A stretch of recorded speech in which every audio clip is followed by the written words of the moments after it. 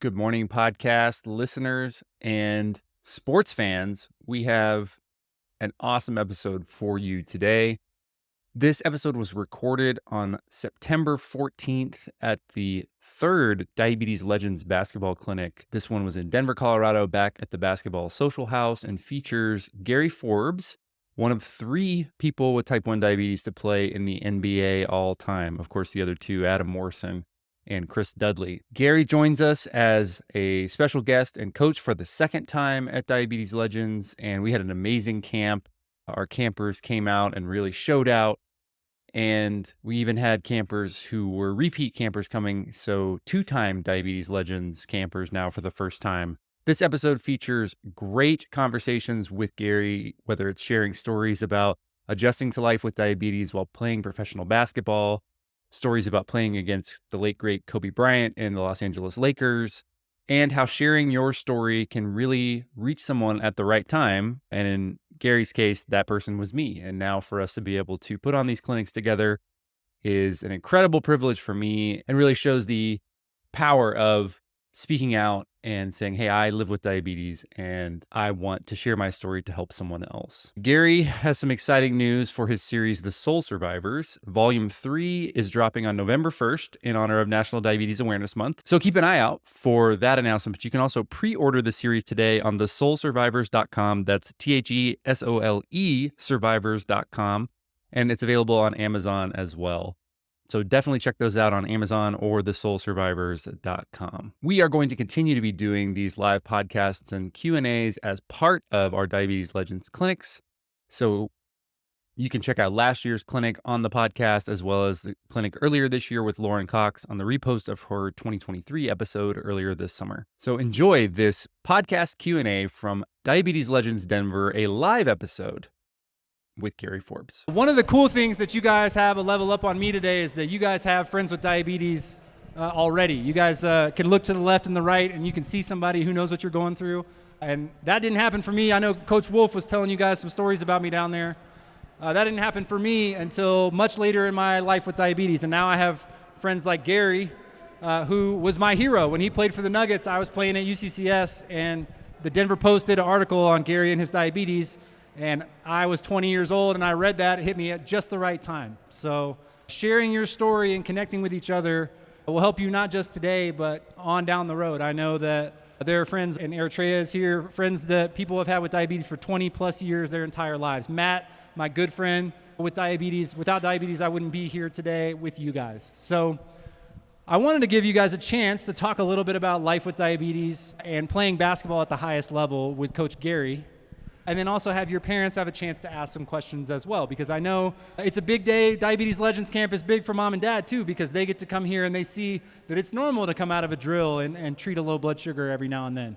And we all get to be in this together. So Gary, I'd love for you to kind of share your story with our first-time campers, and then we'll kind of dig into what life is like at the highest levels of basketball. Sure. Well, again, y'all know my name is Gary Forbes. So I was diagnosed at 19 years old after my freshman year at UVA. And I was fortunate enough to have a father who lived with type 1 diabetes, and he never made it seem, never made it seem like a weakness, never made it seem like it was something that I had to be afraid of or worried about. He was a very strong individual. He was an Olympic lifter, a cyclist, a welder on the Panama Canal. So my father was my superhero. So I seen diabetes as something that kind of uplifted him and made him stronger. So when I was first diagnosed with type 1 after my freshman year, I think one of the things that the doctor said to me was like, oh, you may have to put basketball to the side and worry about your education. And luckily for me, I'm very hard-headed, and it kind of went in one ear and went out the other. And my dad always had a saying, plan A is plan A. Plan B is to make plan A work all the way to Z. So I was always fortunate to have those kind of cliche sayings that, help me and motivate me to be the best person that I, could be living and managing type 1 diabetes. Although I know that type 1 is, very, very scary sometimes, and you can have a lot of situations that aren't ideal, they are manageable. And if you take the right steps, and if you're optimistic as I am, you can live out a very healthy life and be able to do anything you want to. And I was able to accomplish my dreams playing in the NBA. I am one of 3 players to ever play in the NBA with type 1 diabetes, and hopefully one of you guys will be the 4th and follow on right behind me. Yeah, I think goes by quickly, right? There's only 3 people and only 1 person who's played in the WNBA. So 4, total at the highest levels of basketball. It's such a rare company. And so you guys got to have a coach today who's done what almost nobody else has ever done. And so that's part of being a diabetes legend like you guys are today. You're now honorary diabetes legends because you've done something that not that many other people with diabetes have gotten to do. So I hope you leave here today feeling really empowered by that, because what's really cool is to be able to see Coach Gary. He's a real guy, and he's here to have discussions with you guys about the highs and lows of diabetes, but he has done at the highest level what very, very few people have done. And that is possible for you too, not just in sports, but in life as well. And I think that's something that when I was young, when I was your age with diabetes, would have given me a great leg up to know that whatever I wanted to do was possible because of people who've gone before us like Gary. But it's not always easy. It's not always rainbows and butterflies getting to the highest level. So for you, managing your diabetes early on too, because you were already a Division I athlete when you were diagnosed, playing in the NBA, playing overseas, learning to manage your diabetes in different languages. Yeah. Talk about some of the challenges that came with being a pro athlete with diabetes. Well, I mean, obviously the challenge is playing at the highest level, playing Division I basketball. You got to be at practice 2-3 times a day. And I was always a gym rat, so I always wanted to make sure I was staying in the gym and working on my craft. But I think one of the most challenging, situations or experiences that I had was playing overseas. I was fortunate enough to have the medical staff at the University of Massachusetts who was great, always on top of me, making sure that my glucose numbers were right. I was always in range. But going overseas as a 22-year-old, you're by yourself. You're in different countries, speaking different languages, different types of foods. So it was definitely a learning curve for me to figure out on my own what's best for me. And that was very challenging some days. I had many lows in these different countries like Italy, China, Vietnam, all these different places. But I think, like I said, my father kind of kept that optimistic mindset for me. And we always have a cliche saying, if you think you can, you're right. If you think you can't, you're also right. So, you decide. So I was always big on positive thinking, being optimists, and manifesting the best out of every situation. I'm glad you got your quotes from your dad, because I did as well. My dad was a big quotes guy as well. You have a quote that you talk about that I want to dig into a little bit today for everybody, because you guys all worked really hard today, right? You guys feel like we had fun today, but we also got better. We worked hard. And Gary says something that I really like, which is all work is easy work. Yep. So I want to know a little bit and have you tell our campers where that comes from, and even though something feels really challenging or feels really difficult, you can still do it. Right. So I'm a big believer in perspective, and like I said, my dad is always looking at the glass half full, and being an athlete alone is very challenging. You have to be at practice, you have to learn all these different things, and it could be a lot sometimes.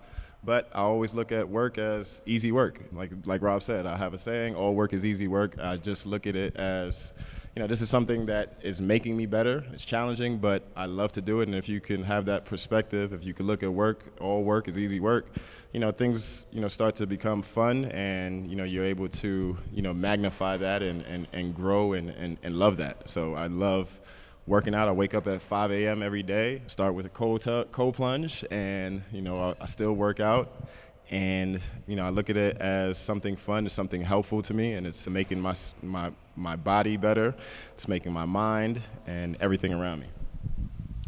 And I think this is something that I really buy into as well, is that we're never really done. We've always got to keep working. We always got to keep refining. And I think diabetes has really centered that for me a lot, because I wake up with diabetes every day. And just because my day before was great or it was bad, I've got to continue to move the rock forward, as they say. So, for you talked about playing basketball in some pretty cool places all over the world. And I know that traveling with diabetes and kind of going off on your own or going off to college with diabetes can be scary and can be a challenge for people. So what would you say, to somebody who's thinking about trying to go do something like that?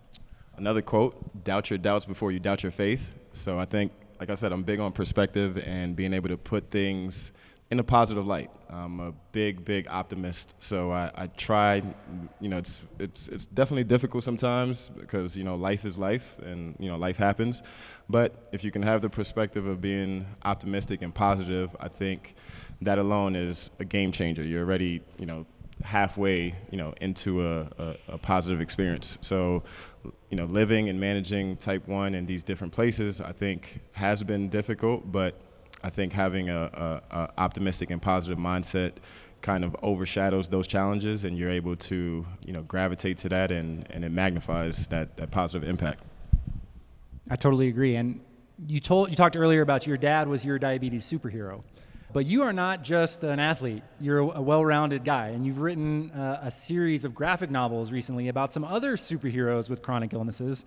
So why don't you tell everybody about the Soul Survivors? So Soul Survivor. So towards the end of my basketball career, I wanted to figure out what's my why, what's my purpose, why am I here, why was I'm the one of 3 players to ever play in the NBA with type 1 diabetes. Why was I given this experience? So I thought I did have a story to tell. The way I met Rob, and I was an inspiration to him. So I kind of wanted to add on to that and be an inspiration and an idea for the entire world. I want people to look at me and be like, if Gary Forbes can do it, so can I. And I created Soul Survivors, which is a graphic comic novel about children with chronic health conditions, but they're superheroes. So it's kind of like a real life X-Men.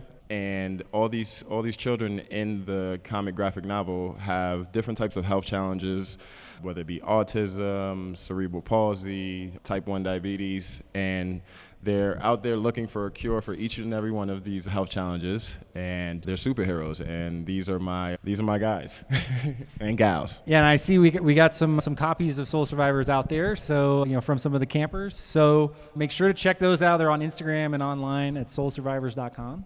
Okay, before we turn it over to questions, so I know some parents were asking me questions earlier, so I'd love for you guys to start thinking about what you want to ask Coach Gary or even Coach Rob if you want to ask me something. But I got to thank our sponsors for making this happen today. How awesome is this venue at Basketball Social House? So give it up for Basketball Social House. And our friends from Medtronic Diabetes have allowed us to be here and to keep this camp low cost for everybody to be able to come. So big round of applause for Medtronic Diabetes for supporting Diabetics Doing Things. Also, you guys all got packs of skin grips. I saw some of you guys wearing some of your grip tape already on some of your devices. So Skin Grip has provided tapes for everybody. And Transcend Foods has also provided our glucose gels for our low blood sugar station. So if you guys want to take some of those as well on your way out, feel free to take as many of those as you feel like taking, because those are courtesy of Transcend Foods. So thank you to all of our sponsors for making this happen. And now I'd love to hear from you guys. What do you want to know? It's time for the Q&A, and we can hopefully answer some of the questions you have about basketball, about life with diabetes, whatever you want to know. All right. And speak up, because we might not be able to hear you from over there. When I got hurt, how did it affect my level? So unfortunately, I've had 6 knee surgeries. So I've had those experiences where my blood sugar is, all over the place, skyrocketing, plunging, and, those, going to the hospital and having surgery and all those things do affect your glucose numbers. But like I said, just having a positive mental attitude towards it, knowing that everything is, going to be okay, I think is a very good thing to have. But yeah, it does affect it sometimes, and, it's unfortunate. So that's a really good question. It does affect you. Yeah, because you're stressed out and your body is hurting. And, I think Gary mentioned it earlier, highs and lows are just part of diabetes. Yeah. I think it can be, it's funny, it's great being in here today because we hear alarms and everybody looks for their stuff because we all know what that means. And most of the time, we're the only people in the room where those are going off, or we're the only people on our team. I never got to play with a teammate with diabetes, so I was always the only one. And I felt guilty sometimes pulling myself out of a drill or pulling myself out of a game because I had to handle my sugars. But that's just life with diabetes. You're doing a lot of work behind the scenes that everybody who has a normal pancreas does automatically. So I think having highs and lows when you're injured or when you're stressed out or when you really care about something. My sugars still spike up when I play basketball because I love basketball and I get hyped. I ran out of gas today on the knockout game, but I mean, it's still like my adrenaline shoots up because I love this game. And I think that's something that if you can just separate yourself sometimes from those highs and lows, you can zoom out a little bit, because we can get really fixated on a number. And it's important to stay healthy. It's important to stay active. It's important to try to strive to be in range. But highs and lows happen. They're just part of life. Let's go back here in the corner. Joshua, you made 10 in a row today. So give him a round of applause.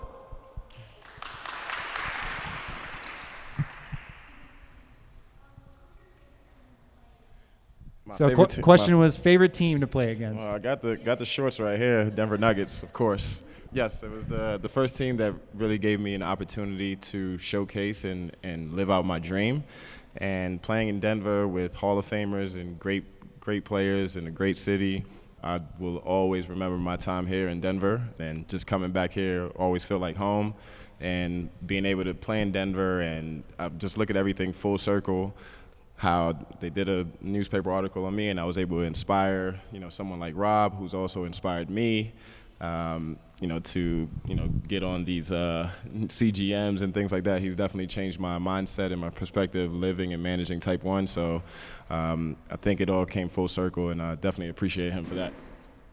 Yeah, I think I'll come right back to you, but you didn't know that I was going to see that story. You didn't know that I was in Colorado Springs, 30 miles south, 40 miles south. And I didn't know all of you guys until, some of you guys are here for a year or two. Shout out to you guys. But I didn't know you until we put ourselves out there and we started this event. So you don't know how powerful you sharing your story with your class, with your school, with your friends could be for somebody way down the road. Yep. You have no idea. There are people that reach out to me that I've never, it's like 6 degrees of separation. I could have never met them in person.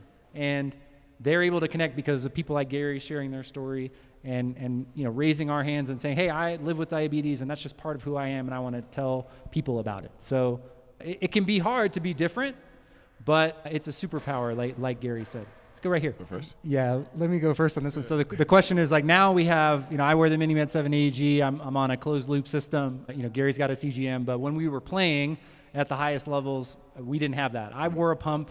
I was like 50-50. My first 2 years of college, I was on injections, and my second 2 years, I was on a pump. Boy, we were going off vibes. And I used to check before the game, like an hour and a half before the game, and then right during the national anthem, I would go over by the water cooler and check, because that was kind of like a good routine for me and the training staff. But, my junior year, I started to play more, and the stakes of college basketball were really high. Like, that was the most important thing in my life. And I would go from like an 80 milligrams per deciliter fasting blood sugar to like 400 before the game with no carbs at all. So I had to change the way that I prepared for games. I had to hydrate a ton the day before and really work hard to try to figure out what was going on in my body. And now, I play 2 or 3 times a week, and I'm able to keep my pump on and my CGM on, and that's a tremendous advantage. It's not perfect, but man, if I could have only had that back in the day, that would have been a really big game changer for me. Yeah, definitely, for sure. If I could have been wearing a CGM, playing in my, in college in the NBA, I think it would have definitely been a game changer. Not having medical staff and coaches just every second, you need to go check your blood sugar. You need to go check your blood sugar. Pulling me out of practice or games or things like that. So I think, the technology is amazing. It's a game changer. It's saving lives. It's helping people all over the world. And I think thanks to Rob for being on top of me for that, definitely was a helpful hand. It took me a while too. I was somebody who actually lives in Denver and works in the diabetes space, got me to try my first CGM. So yeah, you just got to be that for, maybe you guys will be that for somebody else down the line. One quick thing, I'm going to come right back to you over here. A decision, my mom is here, shout out my mom. My parents and I made a decision when we were going through the college recruiting process to talk to the trainers about my diabetes and be really upfront about it. And we didn't really know how important that was at the time. But one of my trainers, he was a grad assistant when I was in school, now is a trainer at a school somewhere else, and he's had multiple Type 1 athletes since my time. And you never know what your experience could be for the next person and helping the next athlete or helping the next person in your shoes learn about. Because my trainer will send me a message every now and then, every couple of years, like, hey, we had another kid with Type 1, and we talked about you 10 years ago, 12 years ago, and now we're way ahead of the game. I wish we would have had this stuff when you were around. So you never know what change you can be for somebody else. Okay, let's go down here. Okay, this is a March Madness question. Did your team ever play in March Madness? Yeah, we did one year. Didn't make it out the first round, but We played Tennessee. Tennessee. Yeah, my team did not make it to the NCAA tournament. We made a conference tournament though, and we lost to Metro State both times. So they. Oh, okay. All right.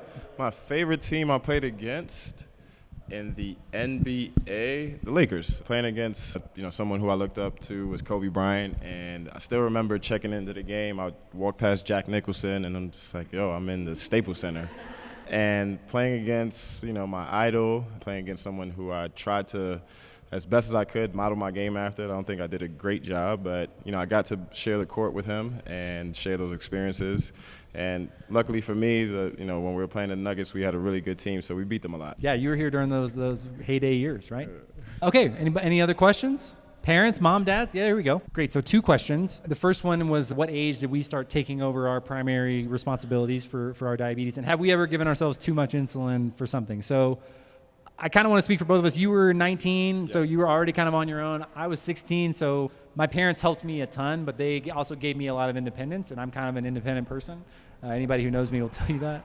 I think everybody's so different. Whether diabetes is a part of it or not. And so I think a really important thing for kids to become more independent is to come to events like this, and also Diabetes Camp.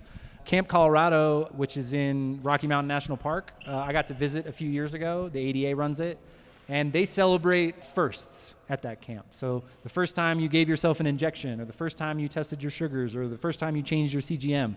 And the amount of people and the amount of kids at those camps who are celebrating their first milestone is really, really awesome. So, everybody's a little bit different. And I think for parents, one of the things that I really love about this clinic, last year I remember, after the second kid checked out and went over to the low blood sugar station, everybody kind of relaxed a little bit, because it's normal. It's normal to have a glucose gel. It's normal to have an alarm go off.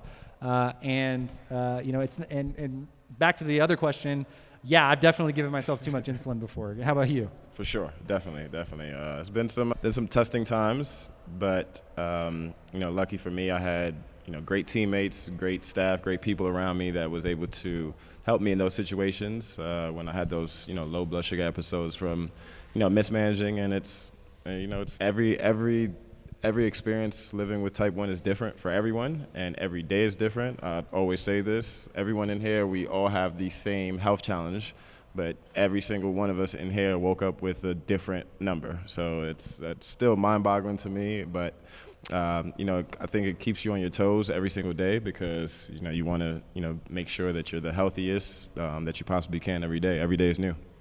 Yeah, and we were talking about some people on Temp Target earlier, some people not on Temp Target. Some people wearing different therapies, different insulins, and a lot of that is, I don't know. If you make a mistake, that's okay. Something I think about that the game of basketball taught me is even the best shooters only make 4 out of 10. So you look at somebody who has a 3-point percentage of 40%, they'd be considered one of the top shooters of all time. So when you zoom out and you're like, okay, well, if I'm getting it right more than half the time, I'm doing an awesome job. And I think the most important thing with diabetes is continuing, or basketball as well, or whatever you're doing in life, is whatever your result is, you commit to keeping on and coming back the next time and continue to try to get better. Nutrition as an athlete. So how much time do you guys have? Right. I'm definitely big on health and wellness, and so I have another cliche. So if you were driving a Rolls Royce or a Porsche or any one of these fancy cars, what kind of gas would you put in it? Premium, right? So this, I look at my body as this, magnificent vehicle that I want to put the best possible foods and, nutrition into it. And, everyone is different. We all have different blood types that, require different things. And I think diabetes has made me more, just more into myself, my body, my health and wellness, how I react to certain things. And you only get one of these. You can't take this back and get a new one. You can't exchange this for a new one. So, definitely hydration, like colorful foods, fruits and vegetables. I know a lot of kids don't like vegetables, but vegetables are very, very good for you. But, and the exercise. Now we sound old. Yeah, I sound old right there. But yeah, fruits and vegetables, exercise, and hydration, I think those are that's a kind of like a starter kit for me. Yeah, I think all great tips, advice. Nutrition, supplementation, exercise, rest, recovery. We're kind of in an interesting time where you can measure literally everything, and that can be overwhelming, both from a diabetes standpoint and from a personal fitness or what have you. I think there's like 142 factors that go into your blood sugar. That's a lot of things to control. And people with diabetes are like 3 times as likely to suffer from mental health challenges, 5 times as likely to suffer from chronic fatigue, just because of the amount of thinking we do. I guess the average person, somebody told me this recently, the average person thinks between 40,000 and 60,000 thoughts a day, just like, hey, this is a black t-shirt, or hey, I'm walking on the floor, and you're kind of unconsciously thinking. People with diabetes think twice as many of those. So you're just processing double the amount of information as everybody else, and that's a challenge. So rest is really important. Sometimes it takes, they say on average, 15 to 45 minutes to recover from a hypoglycemia incident. So don't judge yourself if you can't get right back in. You're dealing with something really complicated. It's a disability. Some of you guys, I'm sure, know about 504 plans at school. You're covered by the Americans with Disabilities Act. That doesn't mean you can't do it, but it does mean you should give yourself some grace if you don't get it right every time. And to piggyback off that, I always, having type 1 and being pulled out of practice, for, a Gatorade drink or something like that, it kind of made me have a chip on my shoulder because, none of my other teammates had type 1 or anything like that. So I always felt better than them because I'm managing this, this chronic health condition, and I'm running these sprints. I'm, scoring the ball, I'm making shots and things like that. So kind of gave me a boost of confidence, having type 1 and doing something that I love. Yeah, I do the same. When I'm cooking somebody who doesn't have diabetes, I let them know. I for sure let them know. Okay, we got time for probably one more. Any other ones? Okay, yeah, there we go. Great question. So advice for somebody who's just getting started with diabetes that I wish we would had at day one. I'll let you take it first. Advice for someone who's just, I think, like I said, again, bringing to my father, he showed me that it was manageable. He showed me that it was, nothing for me to be afraid of. It showed me that I had control over even the uncontrollable things. I still had the control on how I perceived it. And, it's definitely something that you can live out a healthy lifestyle and do the things that you love and want to do. I think the thing for me, and I probably was given this advice, but when you're 16, you don't hear anything. So I'll zoom out a little bit. You guys have something really special here in Denver, Colorado, in the Front Range area. You guys have Children's Diabetes Foundation. You guys have the Barbara Davis Center. You guys have Breakthrough T1D, Rocky Mountain, Wyoming, whatever they name it now, JDRF. And you guys have this really great, close-knit diabetes community. So the thing that I would have told, if I could go back in time and tell myself, would be make a friend with diabetes. Because I had people that I knew that had diabetes, but they weren't really interested in the same things that I was. And so I had to look to people who were on TV. Adam Morrison was playing. The year I got diagnosed, he was Player of the Year in the NCAA. So I saw somebody doing something I wanted to do, but even Google was kind of early then, so I couldn't find out how to do it. And so we had to learn a lot on our own. But when you make a friend with diabetes, not only does it help you ask questions like Gary and I talking about getting CGMs, but it clinically improves your outcomes. There's studies that show when you meet somebody or you're involved in diabetes community, your A1C outcomes are better 100% of the time. You can see over here, where there's people with diabetes, there's help. And, I think we all know what each other is going through. So that's the thing I would tell myself, I think, from day one. And that's why we're doing these types of events, to create an opportunity to, rule number 3, make a friend with diabetes, because you never know when you might need somebody who knows what you're going through. Now that I think about it, besides my dad, I think you might have been my first friend with type 1. Wow, an honor. Yeah, you sharing your story helped me at a time where if I hadn't have seen that, we may not be here today. Right. Because I might have quit. I might have done something different.